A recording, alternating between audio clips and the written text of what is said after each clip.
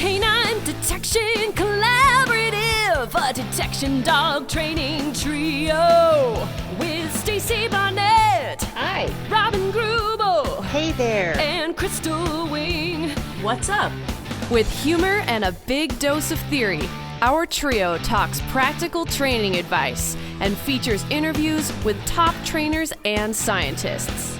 It's Canine Detection Collaborative. Welcome back to the Canine Detection Collaborative. I am Crystal Wing, and I'm here with Stacy Barnett. Hello. And Robin Greubel. Greetings. 100. Here we are. My gosh. That's incredible. That's incredible.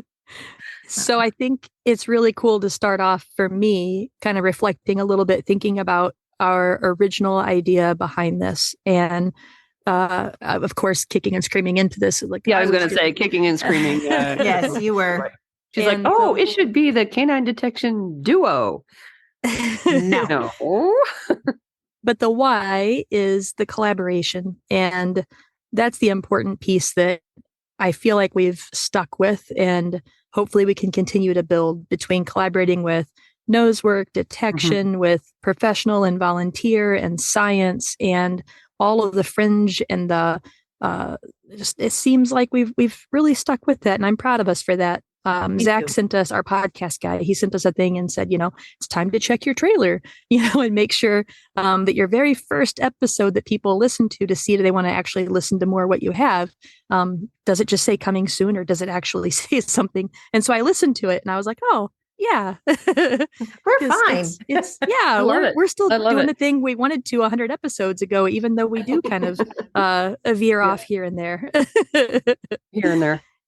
And so something that I think that brought us all to start talking about was with that collaboration. I think there's been a lot of talk about competition and the pros and cons of that. And with Stacy and I getting into the IPOR through the American Rescue, Search Association. It's not that, but it's just ARSA. It's actually American. But it's the IRO's version of the American, and it's just the search and rescue sport. So I think if we just call it search and rescue sport, that's good. Yeah. And I had some people kind of freak out a little bit on Facebook when I mentioned that, our club is now part of that. And it's like, never turn search and rescue into a competition. And that's another reason this kind of sort of like, oh, okay. And then Stacy, you're talking about from your angle as with nosework. Right. Mm-hmm. And crossing over a live fine dog. Yes. Right. Yeah. And then on top of that, within nosework, the people that start getting so ribbon and cue hungry so there's so many competition pros and cons. So let's dig in. I think this is a really great topic. And it really is it does kind of touch on the whole collaboration aspect of it. I think this is a great topic for the 100th episode. Yes. That's unbelievable. I know. It's kind of we're in triple digits, man. Triple digits. No, I think about the competition thing, and I coming from, hardcore search and rescue background. Yeah. I totally get the people who are like, oh my God, this is a search and rescue is not a sport. Mm-hmm. And I absolutely understand that. Search and rescue is a life and death Search job. and rescue itself is not a sport. Right. Exactly. Yeah. And the thing that people have to understand is that the competition version that's coming to the United States is the certification standard in Europe. Yeah. Right. Yeah. And does it in any way, shape, or form qualify you to go out and do search and rescue? Well, one, let's look at it, the fact that it's all live fine stuff. There's no cadaver. Right. It's all tracking and area search and disaster rubble. Mm-hmm. And unless you are associated with the appropriate team in the United States, you are not going to get deployed. So there's plus the sport version does not have any of the handler education requirements that go along with being a professional volunteer with a search and rescue team. So until you get to mission ready. Right. Okay. So then mission ready has all sorts of additional qualifications that the handler has to have. Right. At mission ready, that's when you have added in all the first aid and everything. Right. So at that point, that's when they have not a part of this. Yeah. Which is not a part of what we're doing. Yeah. And they have team and individual competitions. Right. Yeah. Which actually would be kind of cool. It would be. Yep. But the expectations for what they're doing obedience wise way surpasses anything that I've seen with any of the obedience that I've seen with my, anyone I've trained with so far in search. Yeah, their requirements are more along the lines of what we are required to do for FEMA for our fundamental skills assessment, which is the first level of testing that we do, where we have to do a 5-minute downstay out of sight, the healing, and but their healing is probably much more spot on than our healing, at least than my healing. And but we have the agility and all of those temperament test type of things. So I think that part of it is absolutely fantastic. It's also more test oriented versus competition oriented. And I think for me, I make those two distinctions because I see that in my own sportive nose work. So I trial a lot in NACSW. It's very test oriented. Even though you do get ranked by score, it's a test of competency in order to get that title, right? So for instance, an NW1, you have to be able to find, one hide in each search area, right? And as you move up the levels, that test of competency goes higher. And you're not out there trialing every weekend, So in some of the other organizations, you're out there trialing every weekend and you're accumulating cues toward titles. So it's a little bit of a different mindset than a test of competency. And I kind of see, like with ARSA, right, with the our search and rescue sport, whatever we want to call it.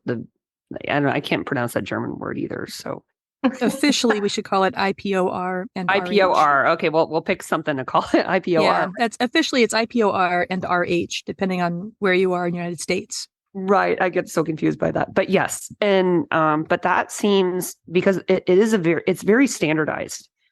And so for me, that's more of the testing mindset versus go out and win mindset. And I see those as kind of two very different things. And I know from my own training and nose work, I'm always trying to train the best searching dog I can. And when I go out and trial, it is really a test of where my current level of competency is. So that's one thing that I really like about kind of the IPOR or the RH, whatever you want to call it. Right? And it's interesting that you come up, because my whole thought process on a certification, right, which is kind of like my version of competition, right? Yeah. Is a certification is a confirmation of the skill set that I already have, and it should provide me with some insight if I have holes. Right. But it's not oh my God, am I going to pass? Yeah.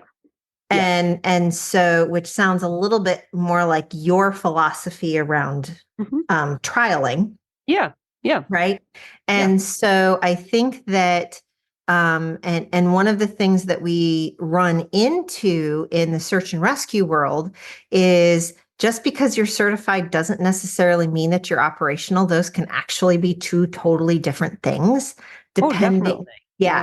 And so I think that is something, I mean, to be perfectly honest, Nico and I are currently not operational because I am still rehabbing, and it will be a while probably before you had that level of capability where it wasn't a question of, can I find the human remains on the rubble pile? Right. Right.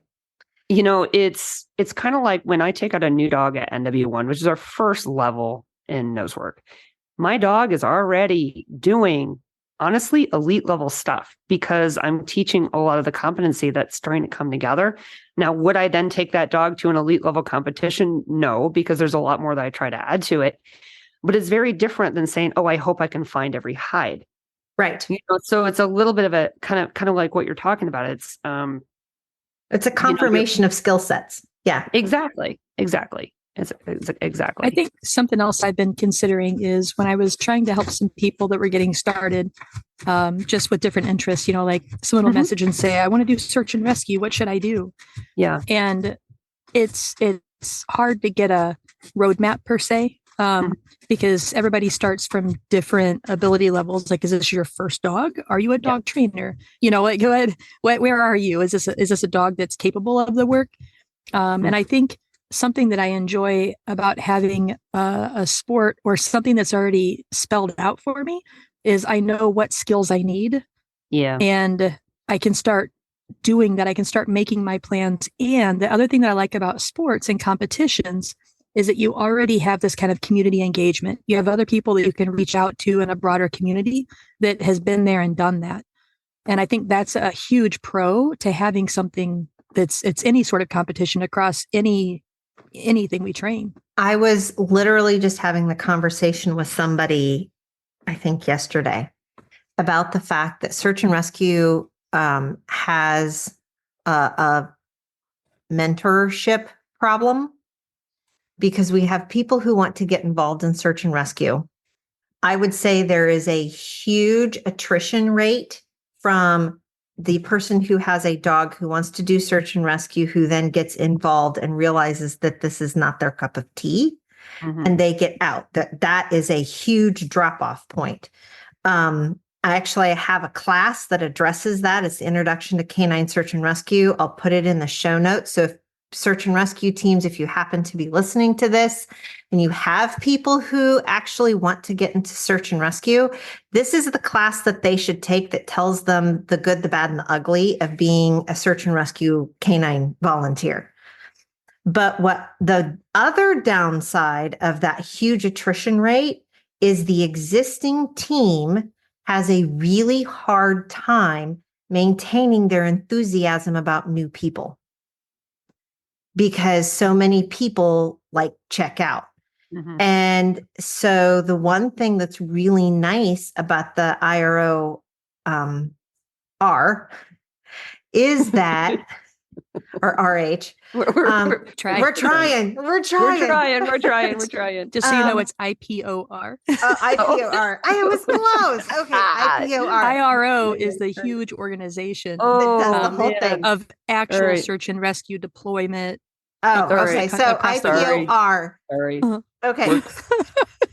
Just search and rescue sport easier. It's a search and rescue sport is the fact that they have the different levels that are all building on the skills. So and once you know what the actual organization is, that's the first check box. That's the first check box that you can actually Google off, it. Right? Fine. We will put that in the show notes too. I have not gotten there yet, apparently. So I think that is something that's incredibly valuable for the community, the search and rescue community, if they choose to look at it as, okay, this could actually be a really beneficial place for us to send people to go get skills. Yeah. And I'm starting my journey in LifeFind, right, with Prize. And it's really interesting. It's like, I started training for RH. I'm going to just stick with that acronym. And I'm looking at the requirements. I'm like, okay, I'm looking at the area search. I'm like, okay, this is cool. And then I started meeting with the team that I wanted to join. And I think it was the first time I visited with I went and observed training and stuff like that. Because they require that you would observe a certain number of trainings before you can apply for the team. It was an evening training. So with this particular certifying body that they fall under, you have to do night searches. There's a really big jump between doing like an RH test, right? Especially at the V level, which is the very beginning, and working your dog off leash in the dark, Yes, there is. right? It's huge. Because there I was in the woods, right, with the wonderful volunteers, and I'm like, I had no idea how disoriented you really can get in the dark in the woods. And then I'm like, and my dog will be out there. Honestly, for me, that is probably like the big, hairy, scary thing out there. But I'm just trusting the process that, you build confidence and you continue to train. And like, I think it'd be really hard to jump right into being on a team, without having honestly, a lot of training chops. I mean, I think it could be hard, it is hard. It's gonna be hard for me anyway. And I have training chops. So it's, for me, I'm just like, whoa, It's significantly different. And, I appreciate all of the levels and the educational resources that the RH folks are putting out for people to be able to learn how to do stuff. It is a competition, but it also teaches you how to train. Yeah. And I'm going to give a huge shout out to Stanley Craddock. Oh my gosh. Yes. On Facebook. Videos and all this he's putting out. He is out there just making waves. And so he has been such a huge support. Nancy and I have been messaging him, and, he is so supportive. Oh my gosh, and there's no politics. It's just pure love for the dogs, the sport, and being out there and competing. And I think that's something that's interesting too. I think there's ideas that it's only for certain kinds of dogs, and like the dachshund is the one that won, was it a couple of years ago, Yeah. Over in Europe. Yeah. Yeah. So, I mean, this is truly for all breeds. And what I love about the idea of competitions too, is you have the idea of goal setting. You have these milestones, you have these goals, and then you achieve that. And if you don't achieve it, then you know where your holes are. Whereas when you're training on your own, you kind of are just... It's hard. It's really hard. So if you have at least some sort of path kind of plowed for you a little to be able to know what you should do. Now, I'm going to have to ask, and I'm putting you on the spot, Robin. We've had a lot of handlers come through the last couple summers, and they will say they absolutely do not want to put obedience on their search dogs. And we hear it a lot. I know. So I'm putting you on the spot here a little. Well, I believe I did a post about this earlier, that obedience does not kill drive. No. And what we get a lot is the people who don't want to put obedience on their dog because they think that obedience kills drive, or obedience kills the fact that your dog wants to range, or insert excuse here. And what that really tells me to a certain extent is that obedience done incorrectly does all of those things. Obedience done correctly, using a lot of drive, positive reinforcement, all of that sort of stuff, builds confidence in your dog and actually builds clarity on what you expect them to do. So can I ask a question? I love that word, clarity. I know. I do too. I do too. Yes, sure. So go ahead. My question is, so you said that the thought is that obedience can kill the desired Drive in range? the dog. Yes, because... But don't you need to get the dog back? Well, what happens is the dog is afraid to move away from you. Right. So if you do obedience, sometimes I was just thinking if the dog ranges and has no obedience. Yeah, right. But if the dog if the dog doesn't know what to do because there's a lack of clarity, then the only safe place to be is next to right you. by the handler. Right. And then they think it's a killing of drive. The drive is still there. It's just there's a lack of clarity as to what the dog should be doing. Right. What the task is. Okay. Yes. Yeah. Okay. Because so that's where I love that through the sport, it's about dexterity. It's about directionals. So that is part of it. And it's also about how can your dog be with other humans? So you have to hand your dog off to somebody else carrying them. And then they carry them another, was it like 10 feet, I think, or something like that, or 20 feet. And then I feel sorry for the poor soul that might have to carry Nico. Oh my God. the thing Not that because he's scary, but just because he's huge, right? Yeah.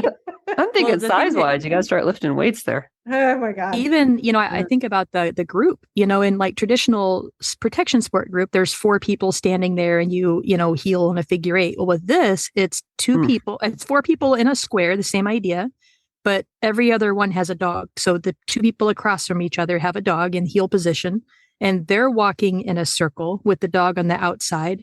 And then you're walking so that you're going around the outer circle as they're walking, and then they stop, and then you do your figure 8, but you're doing your figure 8 around the people with their dogs.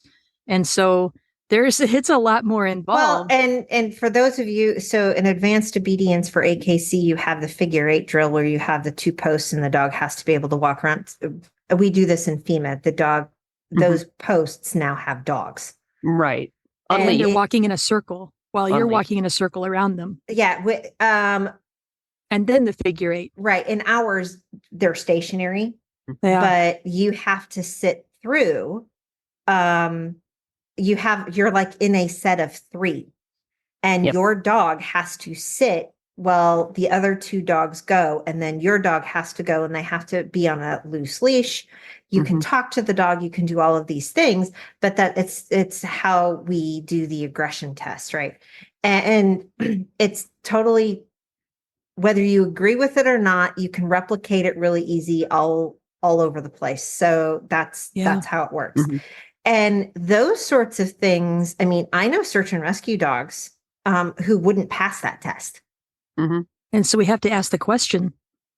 I mean, is that something that they should be working on so that they could achieve that? I mean, there's a lot of dogs that I know across the board in all the sports that don't have a recall, and they don't have a get from point A to point B. And those are important skills. They seem like kind of basic things that we should have. And to have a sport that can show us that, these are things that we should work toward, I think that's pretty fantastic. I totally agree. And I'm trying to get into a mindset of enjoying more healing work. I really enjoy all sorts of other stuff about obedience, but the healing work is just killing my brain. Once you get that dog next to you that is just in that groove, there is no better feeling in this universe. And unless they happen to crab and you step on their front leg and then they yell at you. But again, I'm going to say, when you get in the groove. I'm just saying, not hypothetically. The crabbing, not the forging. When you feel that connection, that bond. Hypothetically, the other day was just, I don't think I'll ever have the feeling of having that just beautiful, right there, man. Yeah, she was not happy with me. She, this is Brava. She wrapped in front of me and I accidentally stepped on her, and she just yelled at me for about 2 minutes. Yeah. I apparently had big, clumpy, big clodhopper feet, and it came down on her little princess toe, and she was very, very angry with me. That didn't feel so great. But, and then you're like, okay, sorry. I'm going to throw another pro out there. I just thought of, yes. I don't have my notebook, so I have to blurt things out. Sorry. The pros of doing other sports. We've talked about that in other episodes, but I do want to kind of make sure we mention that too, that there's a huge pro to, like Stacy does agility and nose work. With Prize, she's doing nose work and search work, with, search and rescue.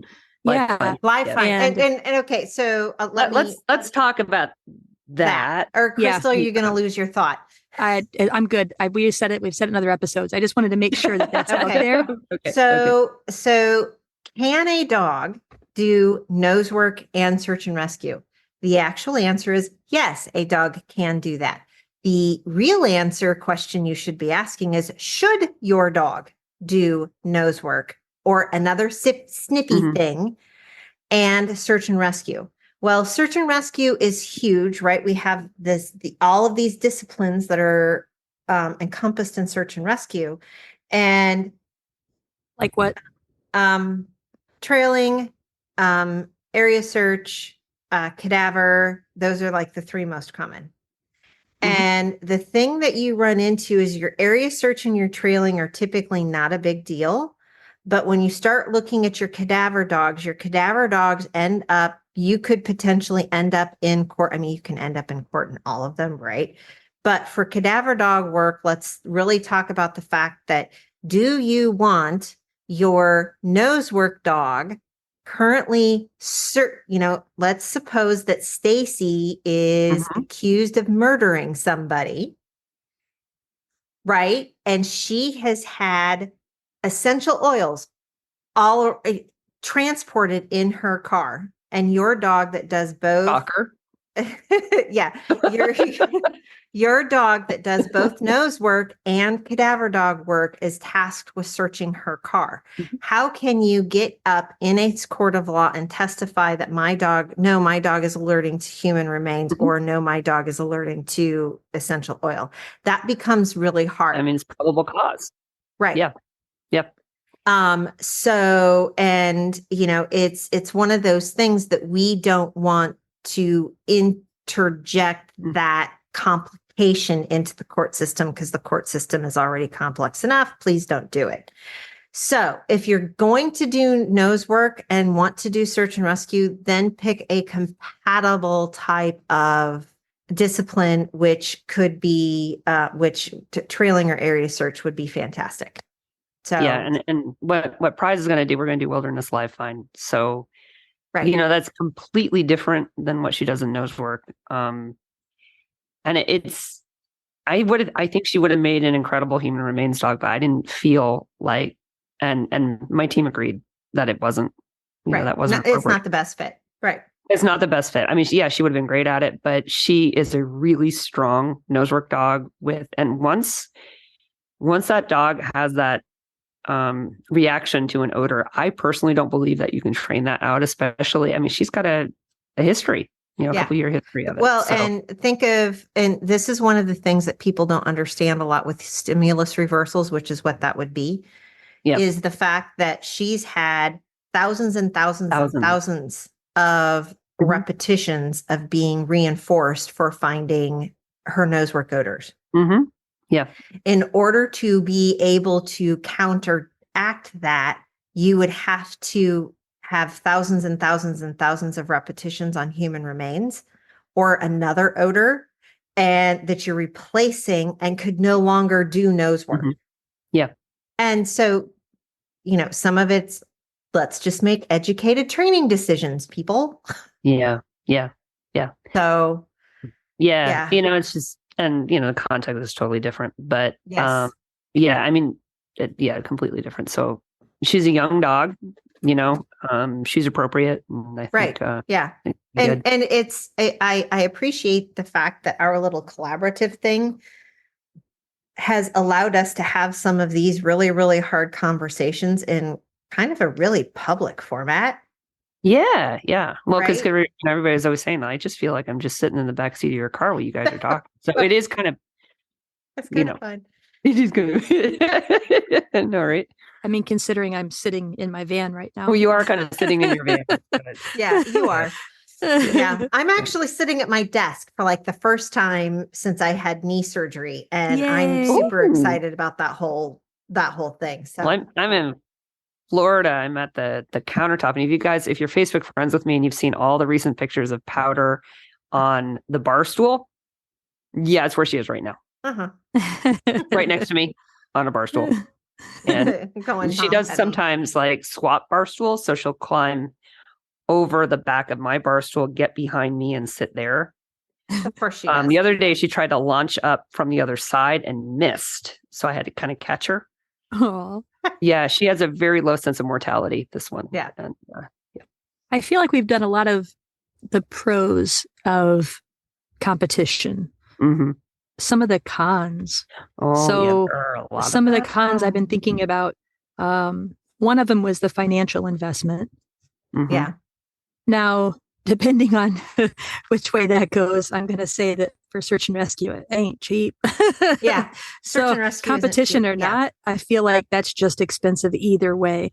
But Stacy, you could speak to the nosework side. Competitions can be really expensive. I mean, people are talking to me, they're throwing out numbers for search and rescue. I'm like, yeah, I could do that in like a couple months in competition. It can get really expensive. You've got, and that's even if you don't trial a lot, because you have a lot of travel in there. People that trial an AKC, I mean, literally it could be entry fees. It could be a couple $100 in a weekend for one dog. So, and people are trialing over and over and over again, and they're doing all the levels. I mean, it's expensive, right? I think. Does it differ where you are in the country, or is it the same pretty much across? No, it's pretty much the same. It's pretty much, and in some parts of the country, even if you're not trialing every weekend, to get to a trial, you may need to travel 10 hours. I mean, I go out to Colorado a lot to trial.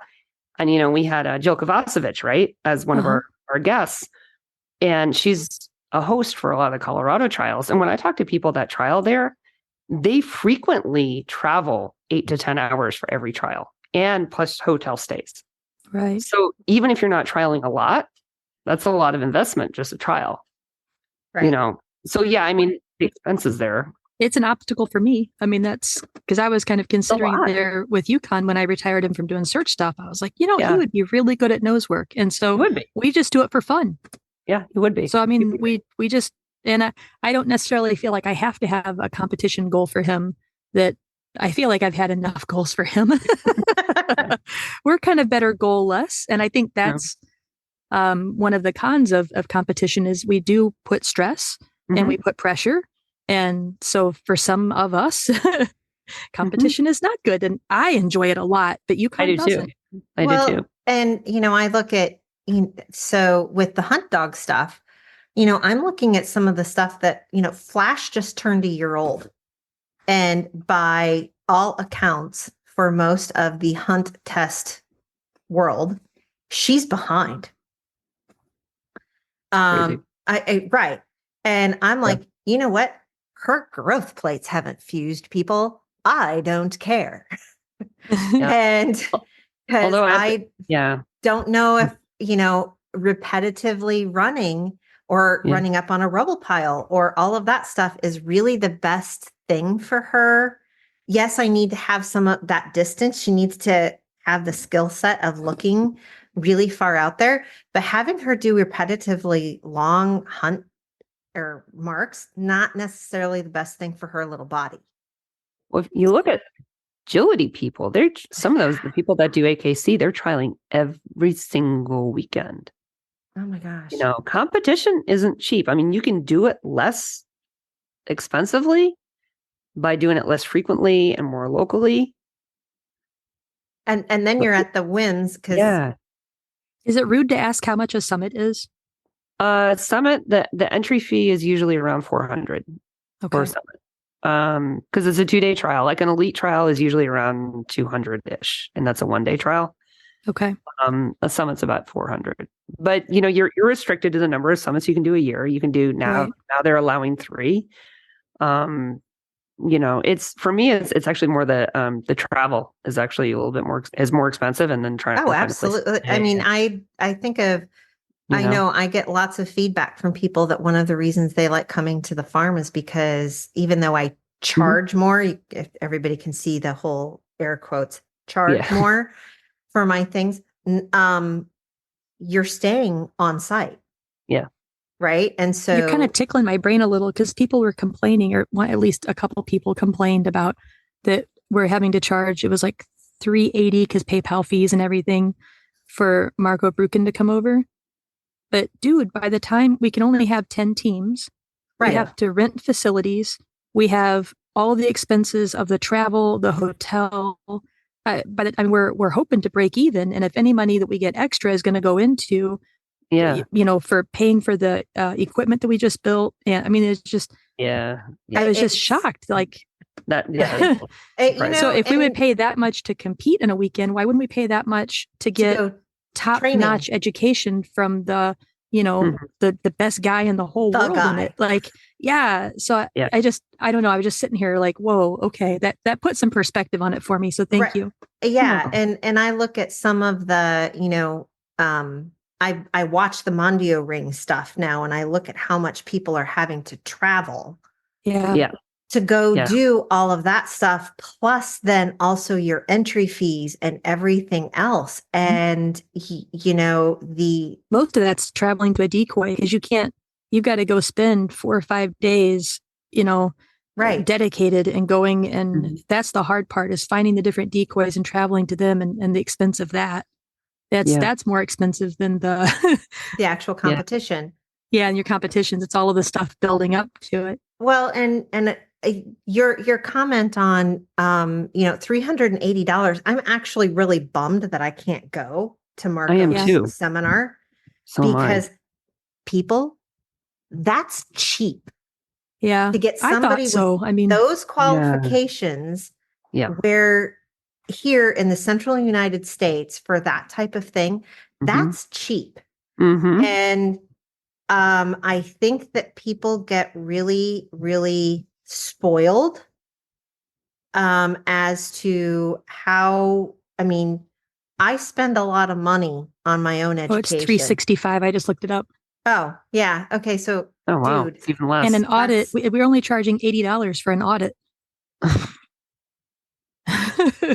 Sorry, did that like exasperated? Did that come out audibly? But that's, again, though, it's because we want to bring people. We want people to come and learn about it and learn from the best. Like, if you're going to have the opportunity. So that's really helpful. One thing that I do think too with competition, it could be even less expensive in a way, because I'm thinking about expensive time away from family. So if I'm doing search and rescue, you never know when you're going to get deployed. You never know. Like we were deployed on Thanksgiving, and it's the holidays, and it's the opportunity cost. People don't take into mind opportunity cost. And if you paid attention to economics, this is where it comes in. And this is what happens with getting deployed. Is I've missed family Christmases. I've been deployed on every major holiday. And there's that side of it, plus the fact that when you do get deployed, typically that means rearranging your entire day, if not several days. And, for FEMA work, I could be gone for up to 10 to 14 days. Yeah. And then all of a sudden, the person that's at your farm has to start teaching for you. Yes, exactly. Whoever's hanging out in the handler quarters now has to teach. Hypothetically. But see, that's no. I know that was a joke. Yeah. Well, and then the other thing to think about that is, that midnight phone call. The other thing that has to think about is I then have to start making decisions, and I've actually done this. I've declined going out on searches because I have students here and I can't leave. Wow. Yeah, that's happened several times. Yeah, and I'm like, I can't go because people are here to learn, and they came to learn from me. Right. Wow. And so there's that thing that people have to think about too, you're hiring me to come and teach for you. I have to get a farm sitter. If I'm flying, I actually have to have somebody here who's going to take care of my ducks. Okay. Usually that's Joe because he's awesome, but that's 7 dogs that he's got to take care of in addition to himself. So it turns into a whole, okay, so now who's doing all of this other stuff? And then when you get back and you're like, or you get the phone call, and I've gotten this phone call, Robin, this donkey is down. What do I do? Yeah. And I'm just like, call the vet. Here's the number. Yeah. So it's an interesting thing. And, competitions, at least competitions are scheduled. Yeah. Right. Yeah. They're predictable. They're predictable. And that's one of the things that I really enjoy about looking at the hunt test stuff. I actually am starting to plan my life around, you know what? I'm going to have to leave several weekends every month open. So maybe if Flash is ready, we can go do hunt test stuff. Yeah. And probably fail miserably, but we'll have fun doing it anyway. So talking about the downside of competition is, I think, you get a lot of people training for a test. Yes. And I think it can warp training goals, if Correct. that makes sense.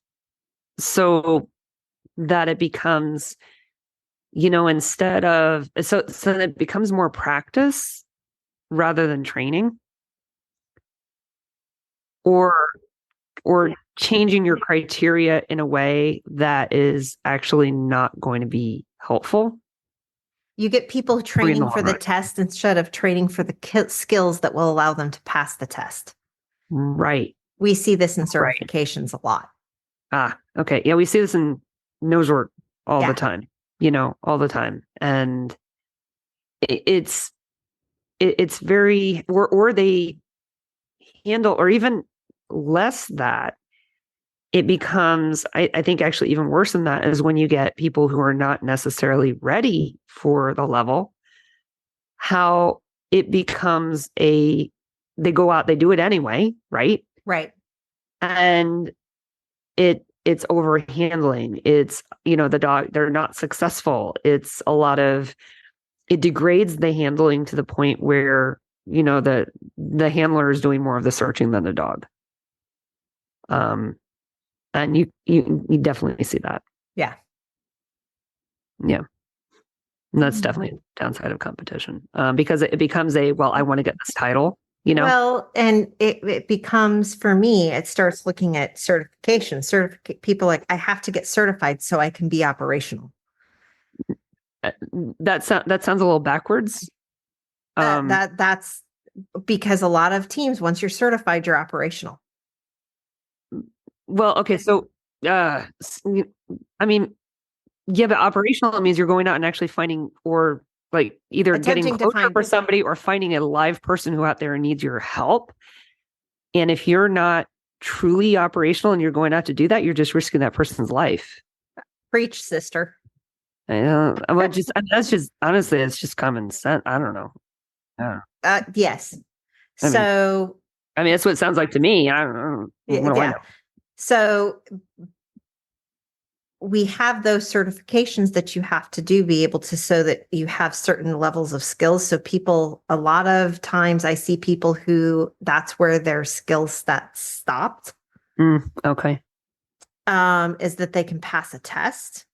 Yeah. And some of this, it's really interesting because one of the things I was working on today was something for the OSAC and ASB that were writing standards for search and rescue dogs for national standards, right?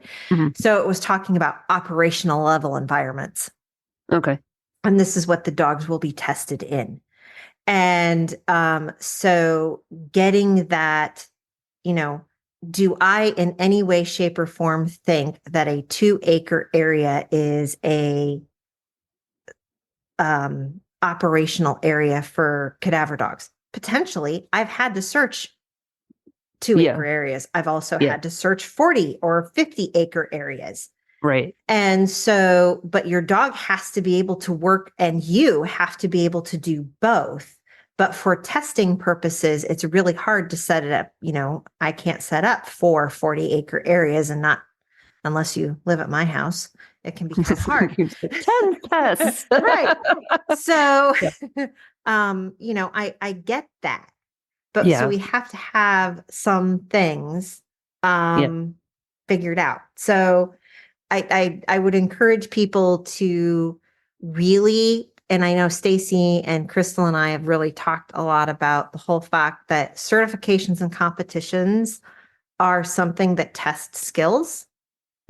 And we tend to think about developing skills in people's and dogs so that when you go to whatever certification or competition that you would like to do, it's just a test of those skills.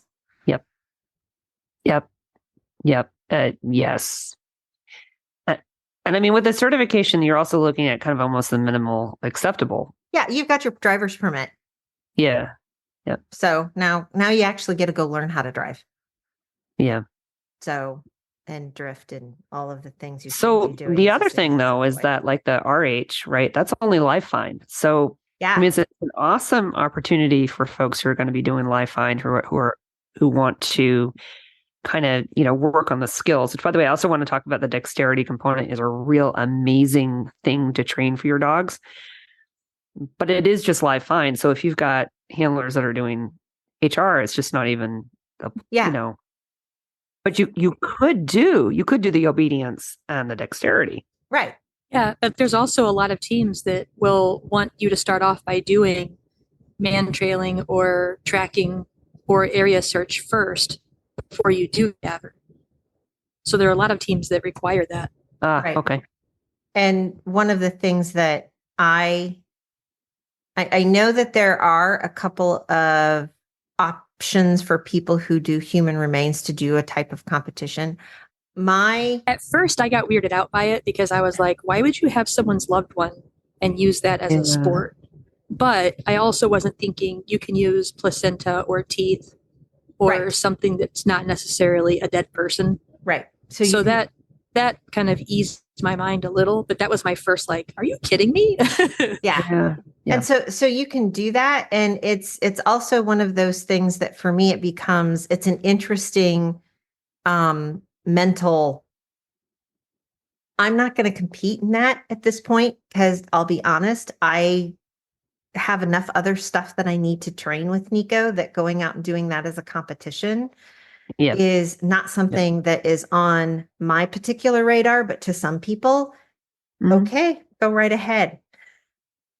So now the dexterity side of it, though, is really would be fabulous. I would encourage all sorts of people. Oh my gosh. The dexterity.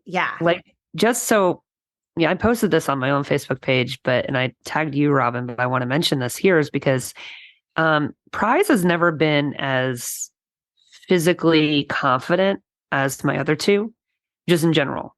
Mm-hmm. And when I came out and I saw you this spring, you're like, well, let's teach her the flat ladder. And I'm like, okay, this is before I got interested in competing in RH, right? And she was like, all of a sudden she's getting it. And I'm like, look at that, right? She really enjoyed it. Fast forward to the late summer and came back and we were doing distraction camp and everything. And I continued some of that work and started to get interested in competing. What's very interesting is when I got home, I just kind of kept going with that. And I'm like, oh, flat ladder is no big deal for them. I was doing it with her and Brava. I'm like, oh, well, let's try a metal ladder. Oh, let's put it at an angle, right? So now she was started to go up, metal ladder, up and down, about 45-degree angle. She can go up to about 6 feet. She's going across planks. She's doing the unstable plank.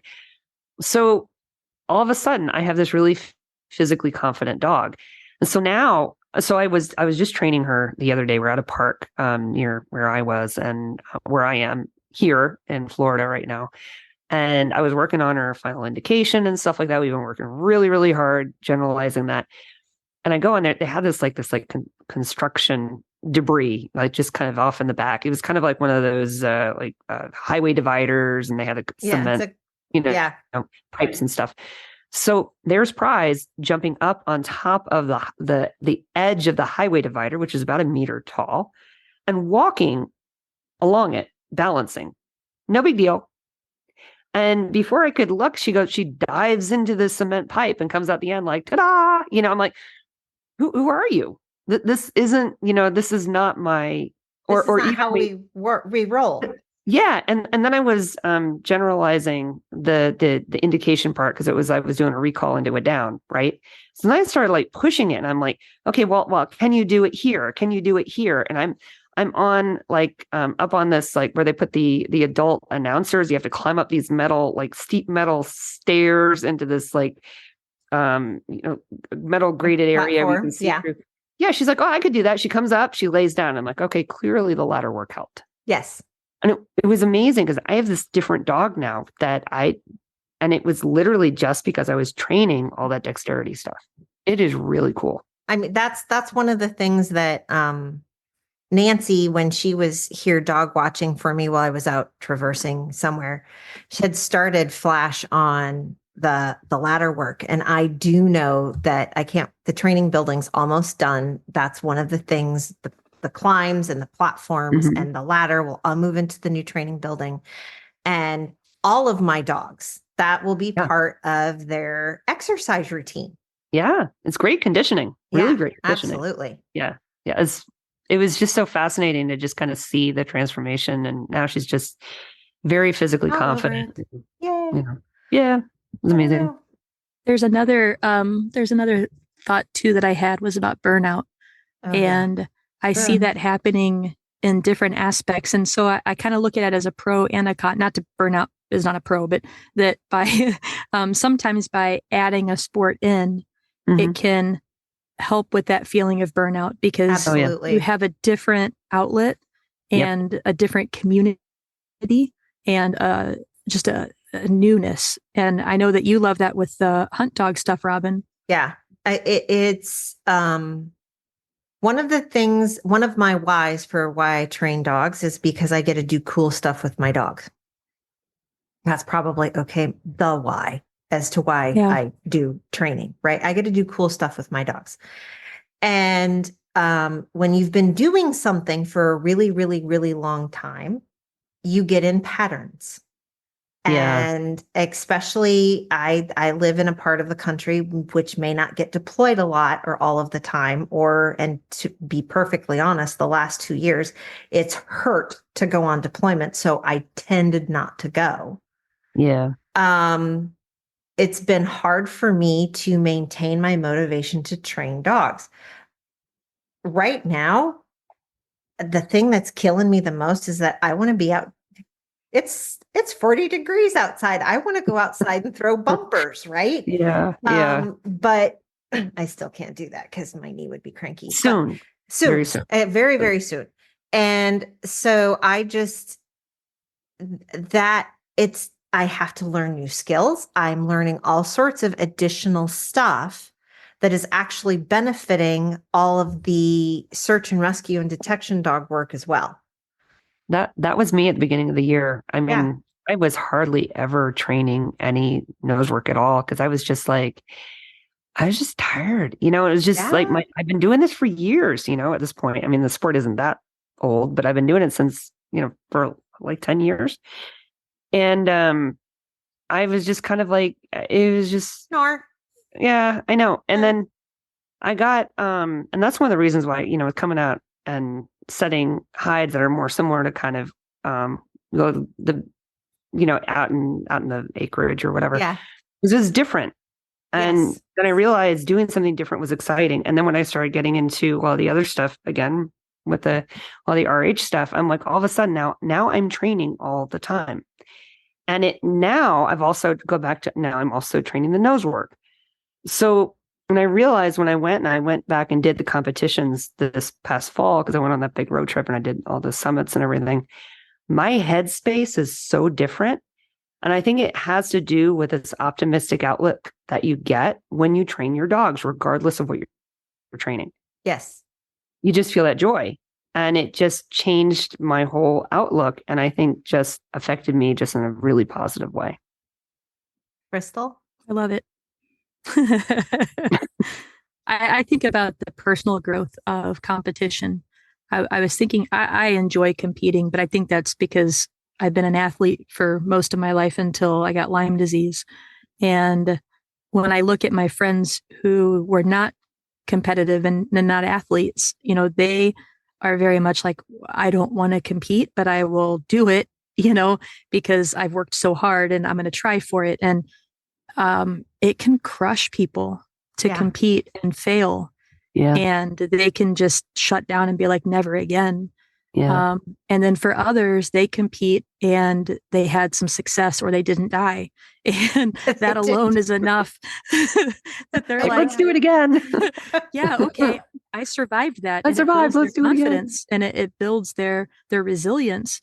And so I think that's where it's so important as competitors and people that are already in sports to be so kind and so open to the other people that are around you and try to have some idea or empathy of the people that are there. I think that's going to be so important, and just understand that may be the person's first competition. It may be their last. There's so many variables, and just that whole kindness thing. We just got to embrace that so much for each other. Totally agree. Agreed. So Thank you, everybody, for tuning in for the last 100 episodes. Oh my gosh. I know. Wow.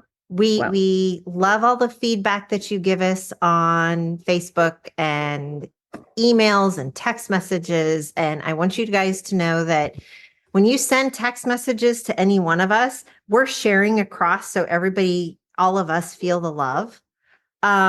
We also want to thank the people who have donated to the podcast because we haven't up until this point had sponsors or done any type of commercials except for our own personal commercials. And and we hope you actually listen to those, by the way. Yeah. Right. Don't hit the stop button. Just keep listening. Yes. So, or the skip ahead 15 seconds. Right. So we greatly appreciate that. Prices just went up 20%. Yep, they did. So we got to figure something out. We're gonna be discussing things internally. Yes, we're gonna keep doing the podcast. We just don't know if the frequency will stay the same or what we're doing. So I greatly appreciate everybody, all of the things, and definitely thank you to those who have donated. Yes. And that Thank you. have shared and have stuck with us, and the people that have just joined us. Man, we love you guys. Thank you. Yeah. We wish all of you a very, very happy and prosperous 2024, and go train.